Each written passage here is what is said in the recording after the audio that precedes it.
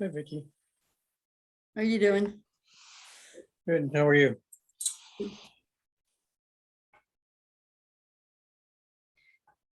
Hi, Keith. I'm Vicky. How Nice are to- you? Nice to meet you.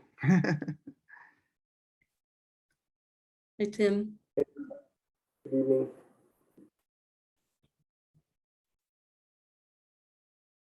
Hi, Keith. I'm Tim Padalino. I'm on the codes committee for the Charlottesville Tree Commission. Good to meet you. Of Yeah, likewise. Thanks for having me. course. And I'm Brian Menard. I'm the old man on the commission, the outgoing chair. Okay. In my last 2 weeks, Oh, really? Okay. Vicky scheduled this meeting just for me. Oh, nice. We're gonna have a party. Oh, no. Sorry to see you go. Well, we have a strong commission. We have a lot of very good, dedicated people. So I feel Terrific. good. I feel good stepping off now. Excellent. Excellent. Good to hear. And Paul is going to join at some point, I guess? I Yeah, believe. I think so. You know, I've worked with Paul for many years. Oh, I worked with Paul when he worked for Jim Urban up in Annapolis. Oh, okay. It goes Oh. back that far. And then on a few projects here in Charlottesville, but I've known Paul for 20 some odd years at least. Jim did a great study for us. I think it was my first year on the commission. He studied our downtown mall trees. I worked with him on that project. Okay, You'll find my name on that document. okay. Oh. That was great. Had you come to town with him? Because we had dinner with him. He had presented, we had walked the mall. Were you with us then? No, he stayed with me. I've owned this house where I am now in Nelson County for 15 years. And Okay. he stayed with me one night. But maybe he stayed later. But no, I was not part of that dinner. That was a great report. You know, where the commission has had on its agenda for the last 2 or 3 years, suspended partly by the pandemic and also just issues of staffing and resources, but we have appropriated from the city through the CIP process, $100,000 for a comprehensive study of the downtown mall trees with a long-term plan to obviously do something as they age and Yeah, age out. yeah. But I go back to Jim's presentation and your report that you worked on, which, you know, Paul and I at the time felt that we had our report, we had our study. But so here we are. What year was that? 15, 16? So here we are, a good almost 7 years later, still talking about Yeah. the downtown mall trees. Well, I think they've got some life left. I wouldn't get too panicked about them, but they are getting to a point where you're going to have to plan something, some sort of replacement or some thinning or something. Well, and the trick is, how do you go about, you know, in such a vital community space with multiple shareholders, how do you go about systematically and in an organized fashion replacing what you know you're going to need to do over a period of years? It's Piecemeal. complicated. Very piecemeal. Yeah. I do think that, and I've talked to Paul about this, that tree growth regulators are probably going to be your real friend here for the next 10 plus years, maybe 20 years. Because willow oak responds very well to the Cambistat, paclobutrazol. And it could slow the growth. It will add to the root system under the pavement there, but slow the growth, top growth of the trees. We did that on the set of trees down near the theater, the Violet Theater that got so badly beat up, and they came back beautifully. Yeah. They look great now. So I think you probably should look Hi, at Jeff. applying that over the next 5-6 years on various sets of those trees, not all at the same time, but little bit at a time, but that could really hold off long-term decisions for a decade or two. Yeah. Well, it helps that we're reassembling a great new team, some of whom Rianne's with us tonight, but that's, been one of the issues, just, Parks and Rec, and everybody's working triple time and triple roles, and it's been very challenging for the last few years, so. Sure. Where do we stand with the next urban forester? So I only know through Peggy, who confidentially, I don't know who this is, who the candidate is. Rianne Hi, can tell Rianne. us, but I do know that there is a candidate, and I guess there's a process, and Mhm. so that we may hear before long about that. Yep, hopefully. Still in the negotiation stage now Oh, with a candidate, and then hopefully, if the candidate accepts, we'll be able to go through multiple stages that we do in the city in order to get him on board. Great. The city has one extra layer right now, that in order to work for the city, you have to be fully vaccinated. So right. I'm hoping as soon as possible. No one can be more anxious and more eager than you. I got a text from Peggy. I don't know if Remy can help with this. Peggy's been trying to get on. And she's Yeah, waiting. so Vicky, I think you might want to text her to try the other link, because there was 2 links sent out. I think because of the time change, and I logically clicked on the second one first. I just forwarded her the one that I used just now. For this. Yeah, Yeah. yeah. Let's see. I will go ahead and try and resend. Okay, thanks.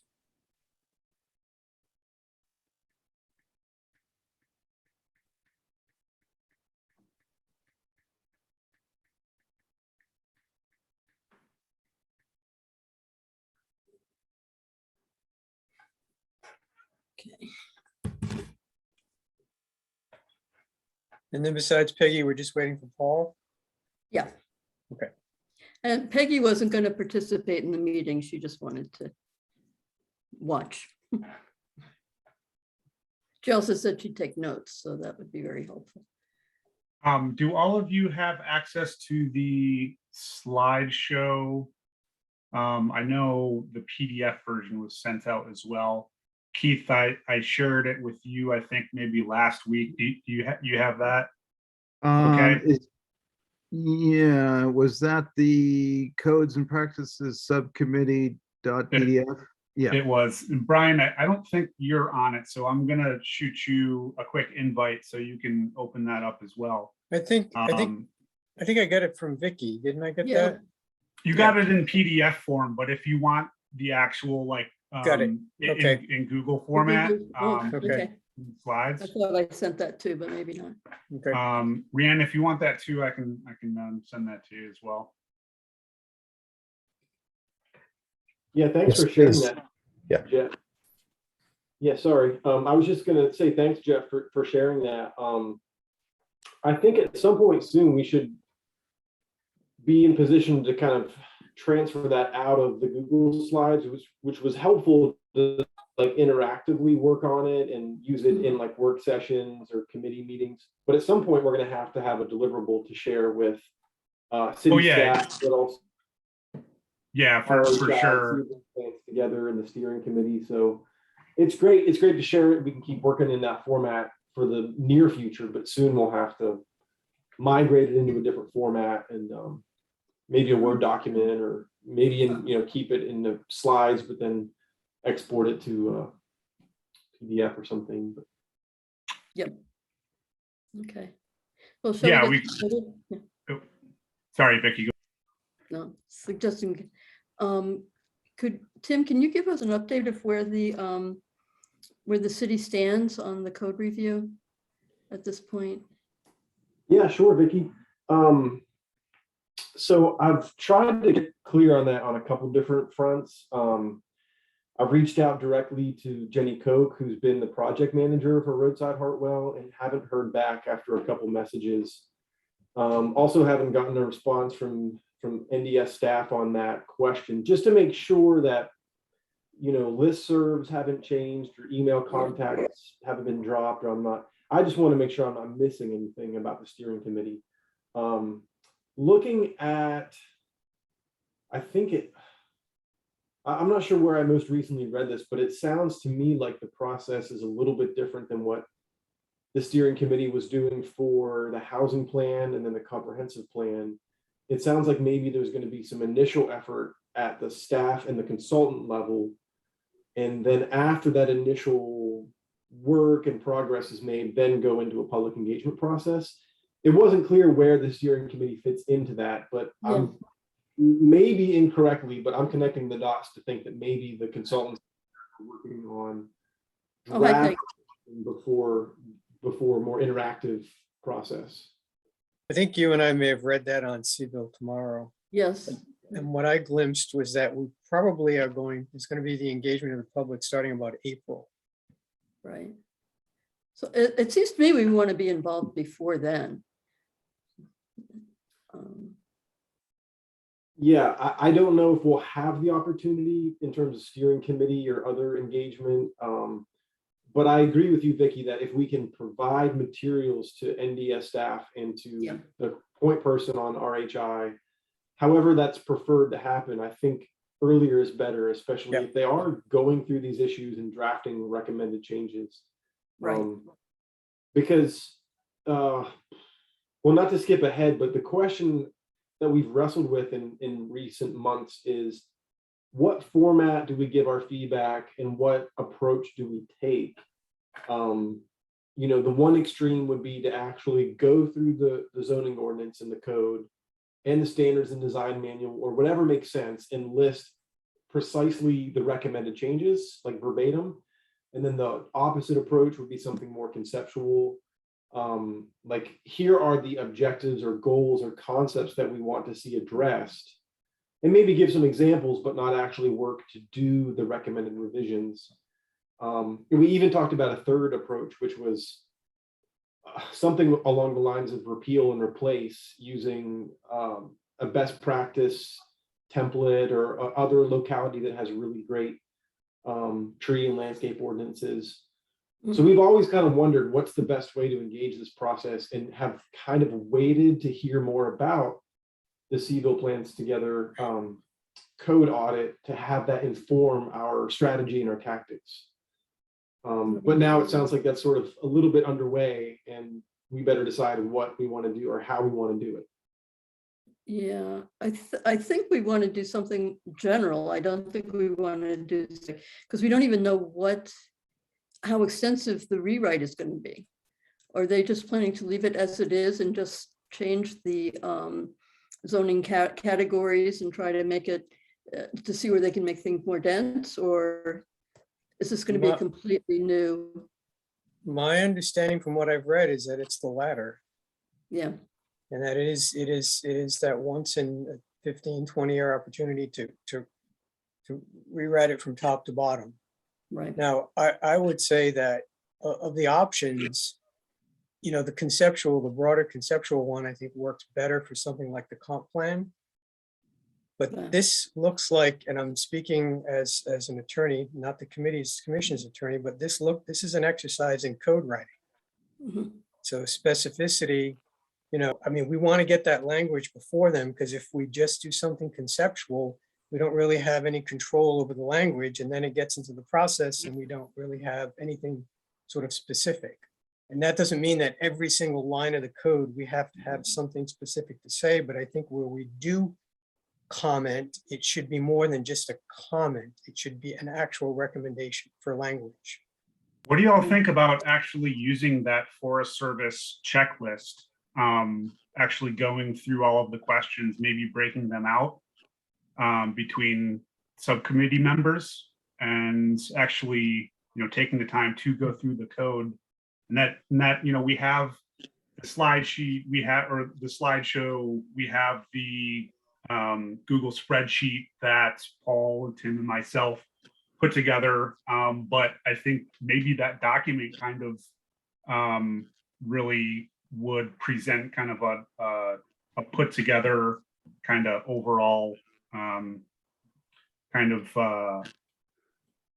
of status on where the current code is, and can potentially give us a really good idea of kind of the specifics that we need to hone in on. Yeah, Mhm. if I can just interject a little bit, and I don't want to steal the screen here by any means, but I've been in this industry 30 years and I've worked with DC and have experience in DC, Maryland, and Virginia as far as tree ordinances go. And I have a pretty good sense about what really works and what's enforceable. So I would gladly work with a subcommittee of this group to really boil this down to what's going to work in Charlottesville, because I have seen it fail and succeed. These Forest Service things tend to be very broad, but I think if you're Yeah. doing this once in 15 or 20 years, this is your opportunity to really do something with some specificity. Yep. And really ironclad requirements and replacements and all, and really get down to brass tacks. Because if you're not doing this again for another 15 or 20 years, that's a huge amount of time and a lot of trees potentially lost. But I am happy to take all of my experience and share it with anyone here, Paul or whomever, and look at what you have and compare it to what other jurisdictions have done, and really give you some ideas of what I think would work if you want to take that advice. And I think that those 4 broad categories that you've developed are very helpful.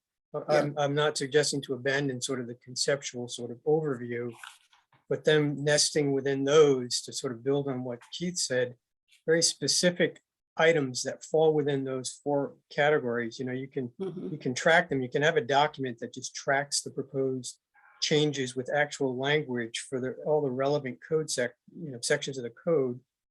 And then you can also have sort of a broad overview document that Right. what's the philosophy? Why are we doing this? And also, just to let this committee know, Peggy and I will be presenting to council on Tuesday of next week. Okay. And we will be alerting them to the fact that we are coming forward with a very specific, kind of swing for the fences within reason of everything that we possibly feel we can get. And, even if we're biting off a lot more than we think we will get in the end, but sort of this is our chance to sort of Mhm. just bolster that code. The Forest Service thing, which I sat through that seminar a year and a half ago, is a very good document, but it covers the entire code, and we're just talking about the zoning ordinance. Yeah. So there's a lot of the code that we don't need to go look at right now, much as we'd like to change some of that. We really just need to focus on that zoning piece. Right.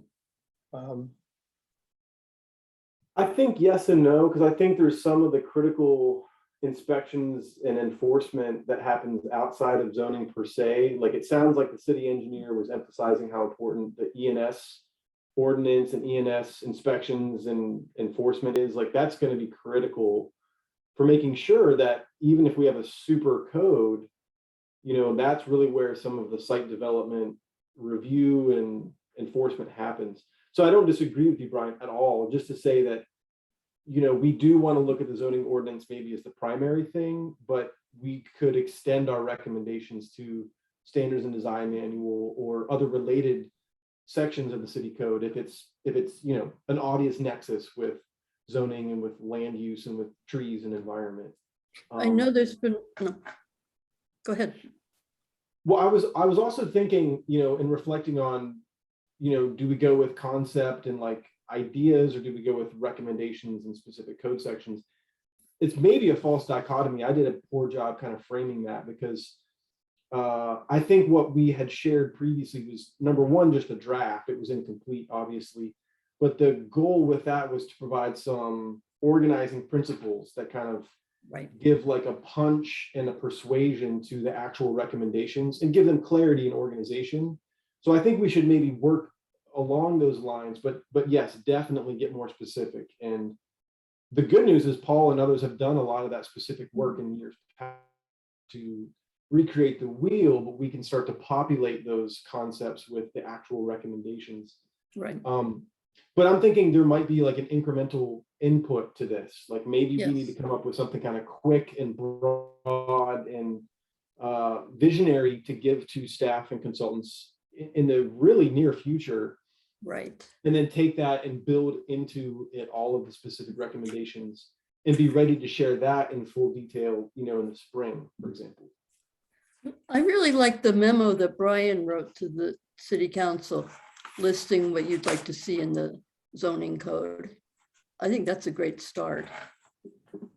He's combining that with what's in the Google document. Yeah, and to your point, Tim, I mean, I think that it would be fine for, I mean, I think we should start and focus our energy on the zoning ordinance and sort of nail that part down. That doesn't argue for not presenting a broader, you know, more comprehensive, hey, there are other parts of the code that really disadvantage trees. And that's where that Forest Service audit document could help us if we felt we needed it. But I still think that what they're talking about is that zoning ordinance. And so I think we need to get that part. You know, we need to weigh in as much as we can on every part of that. And to Mhm. Keith's point, and it's great to have you here, because you can look at this with something broader than a Charlottesville set of eyes. I mean, you've been through similar efforts, and between you and Paul, you know, we don't want to be unrealistic, and we don't want to look like we don't want to look like we don't want to look like we're being unreasonable or we're coming out of left field with our recommendations. I think they really should be the kind of recommendations that somebody could look at and say, yes, that's very reasonable. And our reason for not doing it is not because it's unreasonable. It's some, you know, this. And just, I mean, just for perspective too, in the past, staff has been really supportive of a drastic change to the zoning so that it is more protective of trees. I mean, they are fully on board with this. I mean, they're the first ones to tell you how failed the current ordinances are. And so, I don't know. I guess my big question is, from a big picture writing, are they rewriting all of the zoning code, or are they piecemeal adjusting it? My understanding is they're taking a fresh set of eyes to it all. And I'll go back and look, but that's. I mean, That's what if I- that's the case, I don't know why we wouldn't just say, all right, you know, Arlington probably has one of the gold standards in the state. If we're looking to other areas and say, let's start with Arlington and figure out what we don't need here. You know, I mean, Keith, obviously you can weigh in here to say, yeah or nay to that. But, you know, I don't know. There's a part of me that just feels like our current ones are so unused and impractical. Would we just start with someone else's that are better and you know, more easily enforced? I would hope. I haven't read theirs, so it's. No, Arlington, Well- Paul, Arlington is very, very good. Vincent has done an excellent job up there. And they update it quite regularly and they Right. expand on it quite regularly. You know, I know Virginia is a different animal than Maryland or DC because of your private property rights Right. constitution. So you can't do what Maryland probably does, but Unfortunately not. Yeah. yeah, but I think Virginia is an excellent template. I was just looking through their stuff today. And that really would be the template to use, I think. Right. Arlington. So I would just start there and just bring it to the consultants and say, Arlington is probably where we want to start from a discussion standpoint. And we can work our way out of this if we need to, if there's something we want to adjust. You know, I know that Norfolk has good penalties in there. So if you remove a city tree, or if a tree dies that you said you were going to preserve or you removed it, you know, we have BMPs, best management practices that articulate what you should do if you remove a tree you said you were going to save, but it's never been enforced. And there's no mechanism for, you know, if somebody suddenly they have to replace, you know, 8 trees for removing that 60-inch caliper oak, you know, if they can't fit 8 trees on their site, then what happens? So then there should be a sort of a table with a monetary value that then they could go into a general tree planting fund. And so that mechanism is in place. So there's little things like that that have been missing that'd be really helpful to have. And I'm not sure if other, I know other areas have that, like Norfolk. So anyway, if we have I to think- piecemeal from other code, that's a good idea. I think though we do need to, I think one thing that would help is as soon as possible, just to confirm from NDS, because I'm relating what I've read in the press, even though I trust Seville tomorrow. So when they say a complete rewrite, it might not be that they're erasing the blackboard and, starting fresh with every letter. It could be that they mean by a complete rewrite that we're going through each part of the code and rewriting what's there, which is a different thing, which doesn't argue against what you just recommended. But I don't think it's a, strike and replace sort of thing where it's going to just strike the entire, whatever it is, 34, and just say we're going to replace it with something else. So I think a confirmation of what they're actually doing, going right to NDS and saying, what is the nature of this rewrite?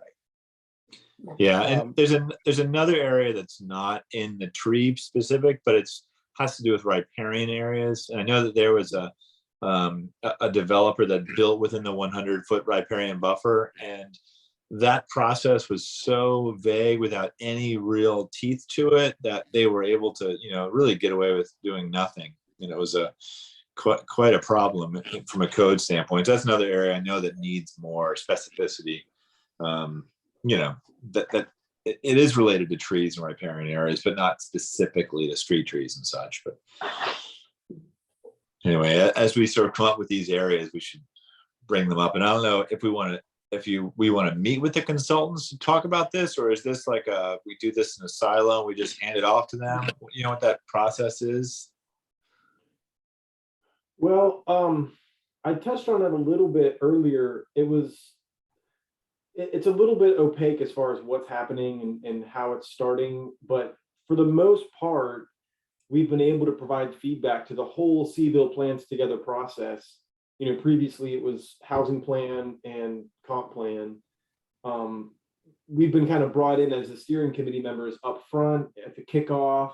It sounds like maybe this element of that process, which is the code audit and rewrite, it kind of sounds like maybe that's more some draft material being generated first by the staff and the consultants, and then sharing it with a general public engagement process, presumably including the steering committee. So I think that question is really important to get like a full and final answer, because we wouldn't want to say look at section and then cite the number and talk about verbiage and language when there might be a broader conceptual change in how the code looks and reads and works. Yeah, Right. We certainly don't want to get too conceptual and just talk about thoughts and feelings, but I think knowing exactly what's going on will inform how we can be most helpful and most effective, in making it better. This might be a question for Rion. I guess on the Seville Plans Together website, it talks about reaching out to NDS Director James Fries. Is that something I should just do as the commission's appointed steering committee person? Like just say, hey, just want an update. Can you share info when you have time? Sure. Since you are the appointed individual, you can reach out. NDS director, I believe his name is James. I believe Peggy does have a meeting or planning on setting up a meeting with him on a one-on-one. Is that correct, Peggy? Actually, we're going to invite him to our April, along with the Public Works Director, to our April meeting. And in March, one of the things on our calendar will be to talk about what are the sort of questions we want to ask him. Rion, I don't think he's coming to the meeting tomorrow morning, unless you think he is, right? No, I think you just have a meeting with Parks and Rec and the Right. Public Works Director. Yeah, just to update you, our friend Roxanne, Paul's sidekick for many years, has been so concerned over many years because she was assistant to the executive director of Albemarle County, just how the different departments in the community, in the city, coordinate or don't coordinate. Because we know the city has been lack of leadership for 4 years. And as Rian pointed out to me yesterday, or the day before yesterday, all department heads are new except for one in the city right now, and that's finance or budget, I think, right, Rian? And so the institutional memory has been lost and just certain processes. Anyway, so just tomorrow we're meeting, not as a tree commission member, but concerned citizen more with the director of parks and public works. But anyway, so we have invited the directors of public works and NDS to the April meeting. And we'll talk in March about what kind of questions we want to ask them. But So I it would sounds say on like this, Tim should get in I touch would with him as soon as possible. yeah, I would say on this issue between Vicky and Tim, you should reach out to, as you know, steering committee and chair of the committee, steering committee and chair of this committee, and just get the roadmap for this. Yeah. And then it may be, as Tim mentioned earlier, that what we want is to set our marker early, which is here are the 4 broad, concepts, sort of to inform staff. We're going to look at this along with you, top to bottom. Here are the 4 areas of concern where we want the code strengthened. And, we intend at the appropriate part of this process to provide specific, call it what you want, language, examples, whatever, for all of this. What we don't want to do, and what sometimes happens is, you miss the opportunity to get in early enough, and then you come back and like, well, we're not at that point anymore. We're doing, blah, blah, blah. So we don't want to miss the chance. I mean, we haven't, but we don't want to. Yeah, I mean, if this group has a preference, my personal preference would probably be not to rewrite our current ones. And I wonder if it makes sense for us to suggest that our preference is not to rewrite our current ones, but to go ahead and adopt other, stronger existing codes in the state, and see if that's how they're approaching this. Just to say this is kind of a preference, and if they would support that. Now, the only reason I say that is because our current ones are just not very useful. Yeah. So again, they may be thinking what you're thinking, Paul. It's just that what it's conveyed in the press, what we've read is not clear. So I think just getting, they may be wiping the blackboard clean, but I think just finding that out would be Right. the most. And then helpful obviously thing. the deadline for when they really want to do this, because I feel like they were supposed to get to codes like 2.5 years ago or something. I feel like the ordinances, it's like, when is this really due? I'm confident, though, that looking at everybody here this evening, I mean, we have the right people, we have the right numbers, that if it is a full bore effort, we could divide this up. Mhm. We could take sections or however we divide it up, with obviously some of you who have more experience sort of being a broad picture, sort of looking at it. But I don't think I think we have enough people and enough smarts here that we can do this and do it thoroughly as it needs to be done. And separately, I'm on the Trees Virginia board right now, which has a lot of arborists and people from all over the state. And I know I can reach out to them and get sort of the latest and greatest too, if that's helpful. Yeah. I also think that it wouldn't hurt for us to have sort of, I think this is easy enough to do. I sent this to Peggy last week, and I think she sent this to Vicky, but the Arbor Day Foundation, the Trees USA people, sent me at least an email offering to do an audit of our entire code based on their system for tree friendliness. And the entire code. And it's a freebie. And I think it wouldn't hurt actually for us to go forward with that and just have them do it, so that at least in our language, whatever we explain, we can, just throw that in there. It doesn't hurt to say this isn't just us. This is, a national organization that is familiar with codes, as well as we can say that what's that? Oh, I was going to wonder, could you articulate to them that we're in the process of updating code, and also if they have good examples of Virginia code we should use as a reference? We could do that too. That would be a great idea. I don't know if Peggy forwarded that on to you, Vicky, but I'll send it to you. Did I send it to you, Vicky? I've got so many emails I haven't. I'll send it to you. Something about that, but I didn't know if I was supposed to do anything with it. Okay. No, I mean, Brian, can you they're, send it out again?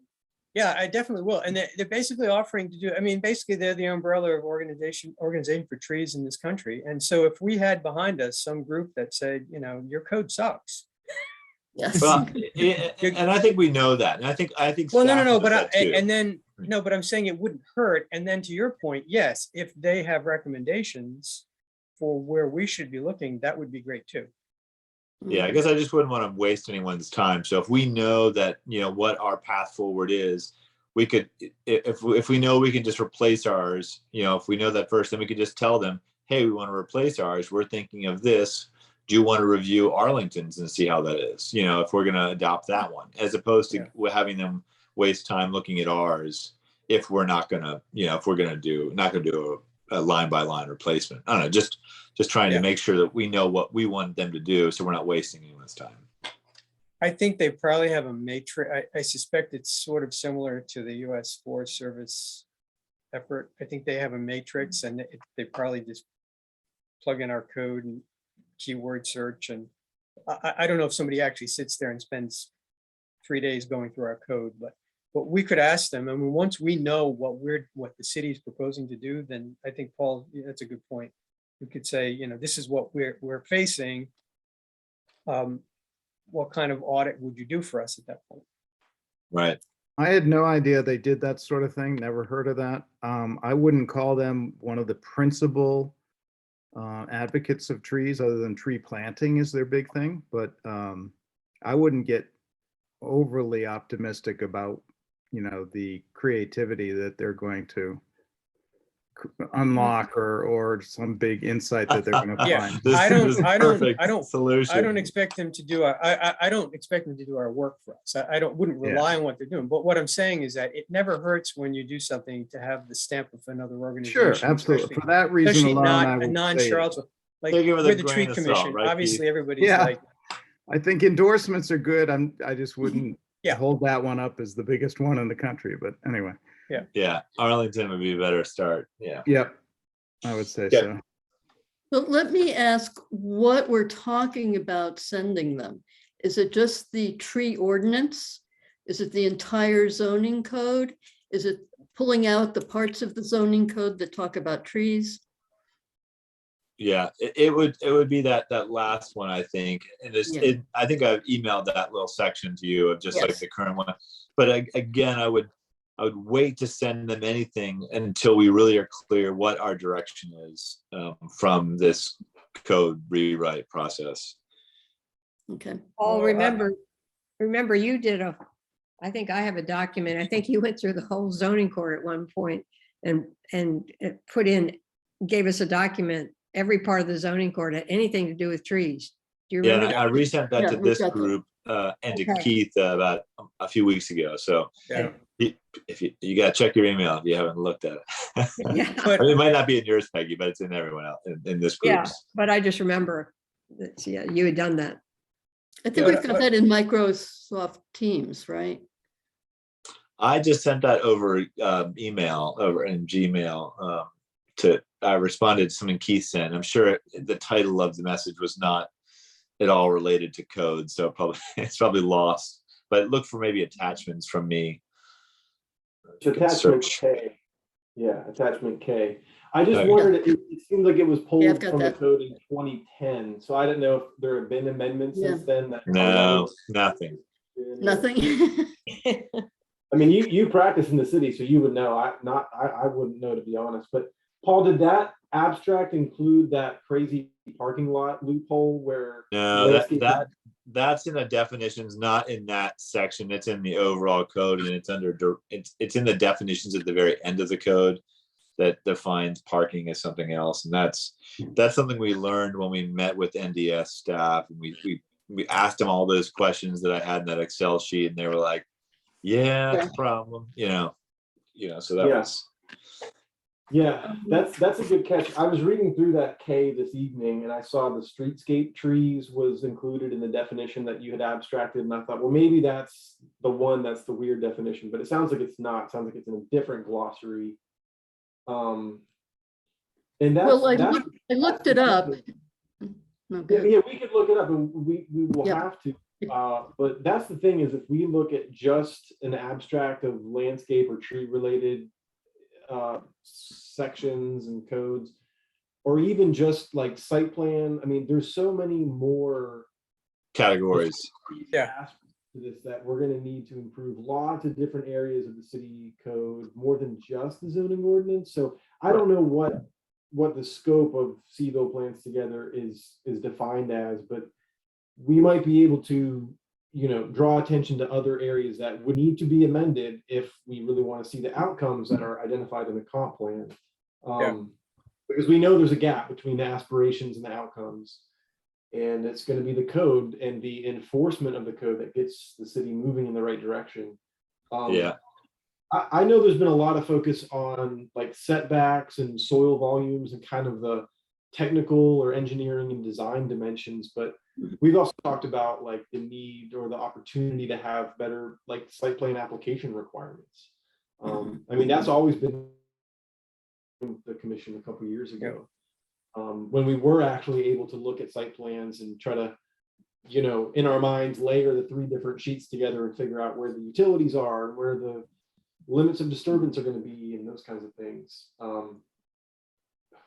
There was a bigger. And I think that might have been, Tim, in one of those Excel sheets where we said, you know, could site plans provide these, just what you're saying, like, can we have topography, you know, on your preservation plans, proposed topography, so we know if we're cutting into root zones, and can we, you know, redefine what a critical or, you know, a tree protection zone is for, you know, trees that they're not a perfect circle in an urban area, like Keith Pitchford's always advocating for.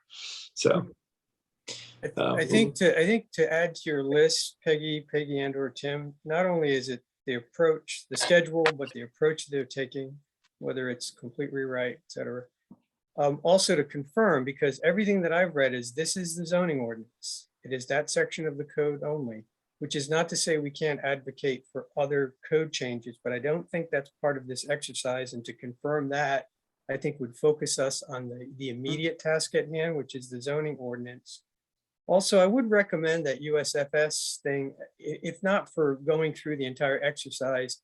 I think what I took away from that seminar, which was about 1.5 years ago, was there are several categories, and I'm not going to get them right here, but in any part of your code, there's one where things adversely affect trees and it's clear, like there's some standard in there for trees and it's not a good standard and you want to get that standard beefed up.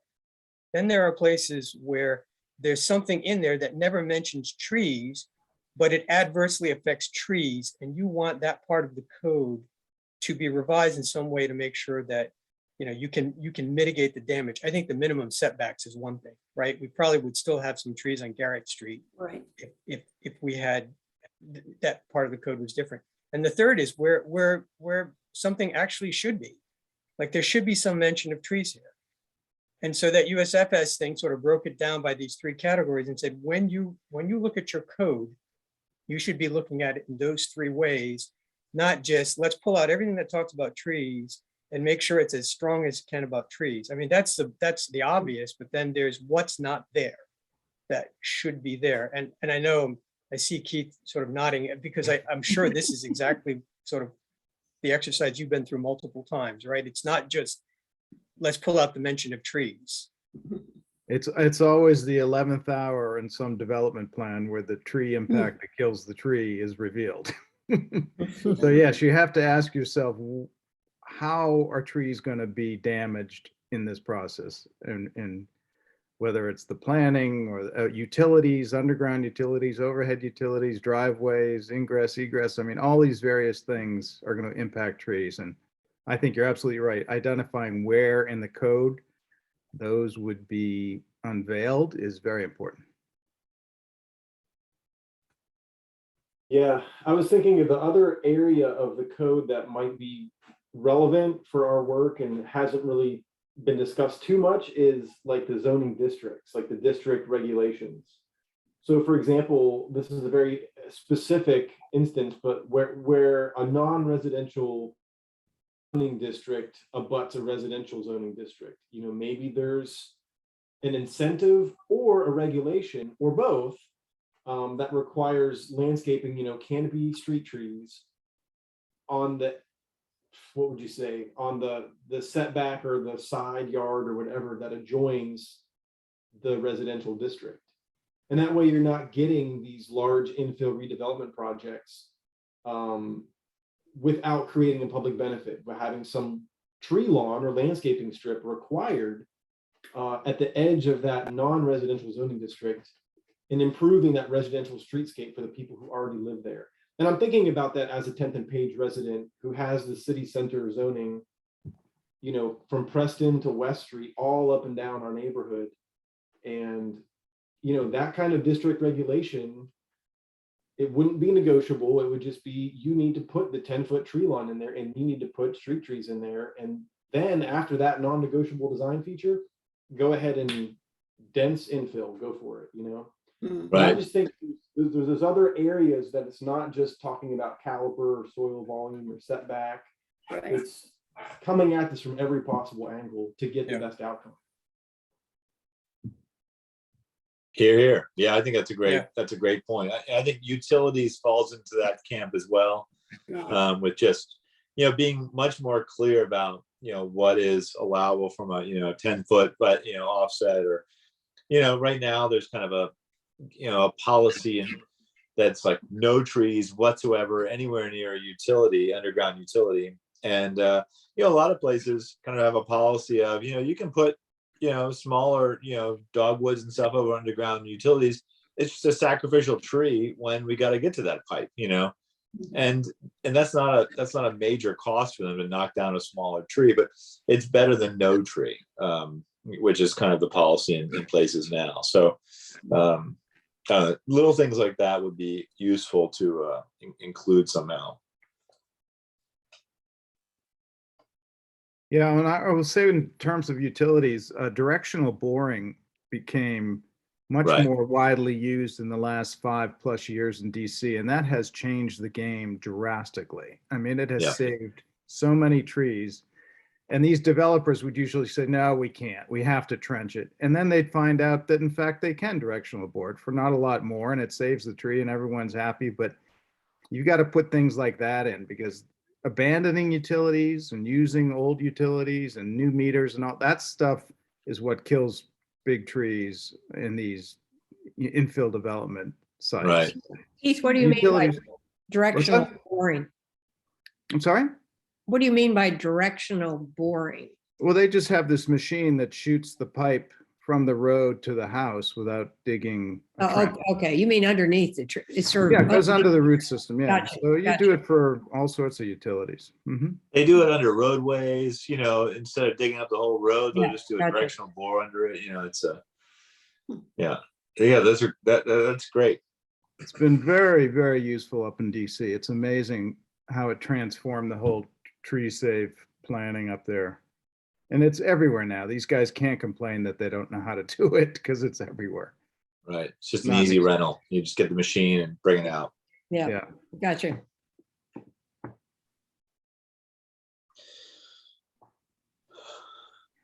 All right. So marching orders, it sounds really like just kind of making sure we understand their process, what they're anticipating, and you know, for us to sort of figure out, you know, what's our path forward. Mhm.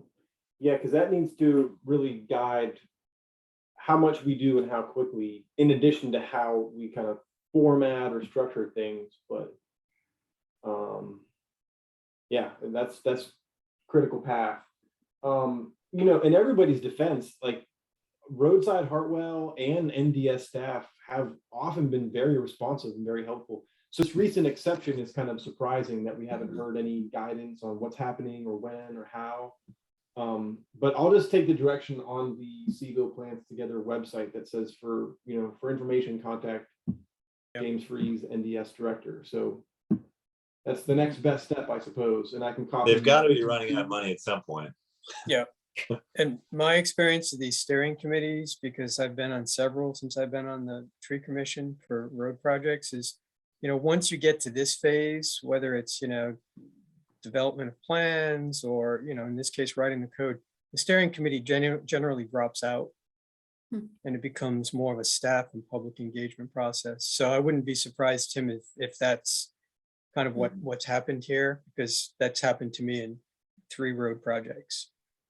Yeah, Not that they won't possibly. respond to you, but essentially the steering committee has done its work.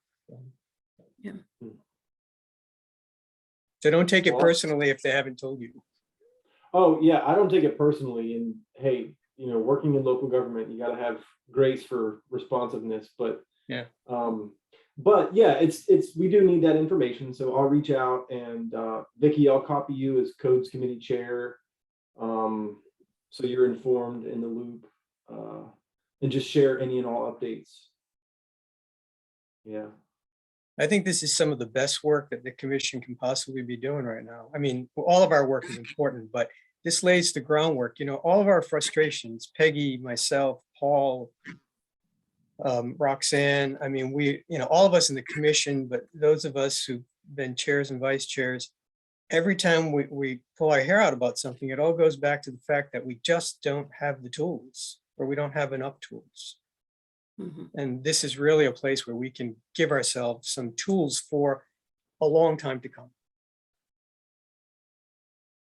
Yeah. It Yes. could be a lot of fun. Rewriting a code could be a lot of fun. It's been a long time coming. That's all I gotta say. Yeah. I'd like to make a suggestion that, well, after Tim talks to NDS and finds out what's going on, we plan to send a letter with our outline of what we're going to be coming back with more specifics on. And we could all use, if we all had access to that Google Slides document, we could all put things in there under the different categories as we think of them. And we would have it all there. So you think something that needs to be done for enforcement, just stick it in there. Yeah, And where's this document? it's been sent out. Okay, sorry, yeah. And I think what do we need to do to have it accessible to everybody and for everybody to be able to contribute on it? Tim and Jeff, So we could Who- put it, who I would else? say we could put it on an MS Teams site, but yes, there has been some accessibility issue for some members of the commission, because I think what happened is, and since Rihanna's here, I know he's been solving a lot of our technical issues with mailing lists and all that. I think what happened was when Mike set it up 2 years ago, he sent everybody an invitation to join, and you had to sign in, I think, give a password. And I think some people just lost that access along the way. Mm. But Yeah, all Jeff of the just sent it to me. documents, all of the documents of the tree commission live on our MS Teams, which is what city staff uses. We have 20 documents there, and it allows us to work together on it. I think that's the answer, possibly. okay, But we have to solve the accessibility thing for everybody. right. But so if that can be Who- posted there, Oh, sorry, Vicky. Who else would need access to it? Are we talking about the entire commission or just the subcommittee? Because at this point, the Google Slides, Brian, Keith, Mark, Paul, Tim, Vicky all have access, and I could easily okay, add. Okay, that's fine. It's just for Okay. us. So that's fine for Yeah. now. Yeah, I wonder if Google Sheets might be helpful too, just because it'll be all in one spot if we're going to share it with the city eventually, or well, we Not- have the not- Google Sheet that is already living. That was the one that you created. So I think the goal was for the Google Slide document to be a little bit more compressed and kind of easier to add and kind of manipulate. Got it. With Okay. everyone else. got it. All right, But I'm on I board. can, yeah, let's see if I can I think I can share. I will.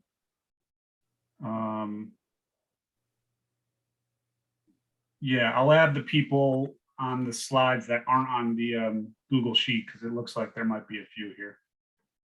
Great. Thanks, Jeff. And just a note on that accessibility issue, Brian, it might be just me that this affects, but as a county employee that also uses Teams and has like everything in OneDrive and OneNote, and my whole vocational universe is on Teams and Microsoft 365. It was very hard for me to switch back and forth between my tree commission Teams access Yeah. and my. Mhm. I was surprised at that time how it wasn't intuitive or pain-free to do that. Yeah. So I think that might have been, I don't know if that factored into this Google Slides format or not, but I think it was mostly about just wanting to be able to work on it together live and not have like a document going around an email with track changes and which version Right. is it. The live interactive kind of, cloud-based networking was kind of attractive. Yeah, I mean, it's set up right now as basically like a PowerPoint, which, Google Slides, but we could reduce the font, and create some columns and make it a little more user-friendly at this point. Yeah, Thanks, Tim. We can tweak on the format and stuff. Yeah, this is kind of one extreme, and then, Excel or Google table or whatever Sheet. it's called. Yeah, Yeah, Sheets, the yeah. other- So, yeah. We'll find a happy medium.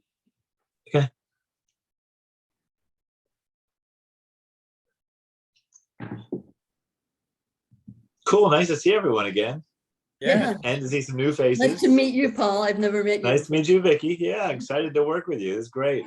And really excited to see Keith on here. Yeah, Yeah. Great to see Keith. yeah, very happy to be here. It's a good, Thank you. good group. So we've got the full commission meeting. I don't remember the date, but first week of March. March On the 1st. first. Yeah. Oh, okay. Wasting no time in March. Well, why should we, Vicky, what are your thoughts on trying to reconvene this committee, if at all possible, in March, like mid-March? Yes. Sounds good. Yeah, hopefully Yeah. we can get a resolution or an answer on how they're going to manipulate the code. And then once we have that, we can just through email kind of coordinate and figure out a game plan and hopefully have some good work done before that next meeting. Right. And if they happen to come back and tell us it's due on March 1st, we'll meet before then. Yes. Well, no, but just the one thing is fairly clear that Tim and I read, and it must have been Seville tomorrow, is that it's going to come to the public in April. That doesn't mean we want to wait till April, but I mean, it's going to be within staff until that point. So we have probably 6 weeks, 7 weeks to get as much to them as we can, once we know what they want. Yeah, we may want to get together before our next meeting if they respond quick and have just to start getting the information. But I'd be afraid to wait till April. No, we don't wait till April, but I think we have now exhausted our allotment for Zoom meetings for February, so it would be after the next commission meeting. Yeah. Oh, I didn't know there was a limit. Okay. Well, Well, we we had could been just- set a limit, but, But we've only had one, Brian. Is that, I thought we could well, the have, commission meeting, Brian had set us up for 2 meetings a month, commission and a second meeting. So we've done 2 for February. oh, We won't be laboring under this too much longer, right? So I think the rumor is that within a few months, we'll be back to not non-virtual or hybrid. So Rion, do you So- know, is it just 2 meetings a month for tree commission? I have no idea, but I will put that on my agenda to find out if Okay, the limit to meetings. what we had been set up for was 1 commission meeting and then 1 committee meeting as a block, in which we could split the block between committees, which we never did. So if that's changed, then, that's great, but that's how it was set up probably a year and a half ago. So if you could find out if that's still the case. Because I think at the time, they were not entertaining committee meetings and we were really pushing hard because we couldn't get work done without having some committee meetings. Right. I can look into that and get back with the group. Nice to meet you too, Rian. I didn't mean to say, I didn't mean to get you in this. Oh, not a problem, not a problem. You Nice have to meet say hi to you. him 3 times because he wears 3 hats right now. There we go. Leon is our urban forester, our deputy parks director, and our John Mann, our landscape manager. Oh, man. Oh, He's doing a Thank you. great job. He's doing a Yeah. great job, though. Barely surviving. Yeah, I bet. My gosh. Thank your family. Thank everyone. Yeah. Yeah. All right. there's one thing I think I need to bring up, because I promised to. Did everybody see the email from Tim Michael with his concerns about tree caliper and maintenance of trees after they've been planted? I think he sent it to the whole tree commission. I'm not on the tree commission email, so Right. I didn't receive that. Right, okay. I did see that, but it didn't retain 100%.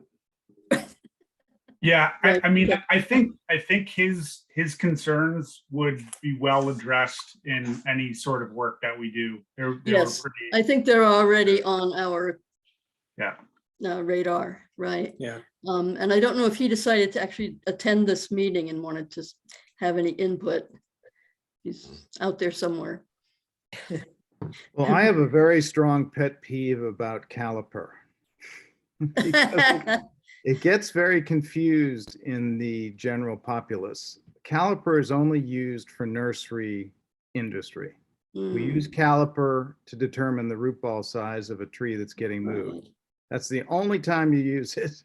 It is not diameter. You cannot conflate the two. Diameter is totally different. Caliper is only for nursery trees that are getting dug up for root ball size. And I see the sort of the back and forth in some of your ordinances about caliper and Right. referring really to diameter, and they're 2 entirely different things. So you guys need Yeah. to get those straight.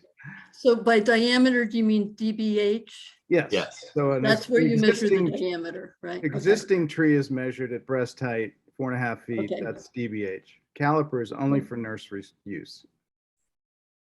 So shouldn't conflate the two, that's all. Yeah, That's a good distinction, Keith, but is using caliper appropriate when we're talking about like minimum standards for installing new trees? Yes. Yes, that's when you Yeah, use it. that's nursery, nursery sources. Yeah. Yep, that's exactly when you use it. Yep. But it's DBA might be a better reference if we're talking about calculating tree replacement or different ways of dimensioning. Anything that's not putting a new tree in the ground is diameter. okay.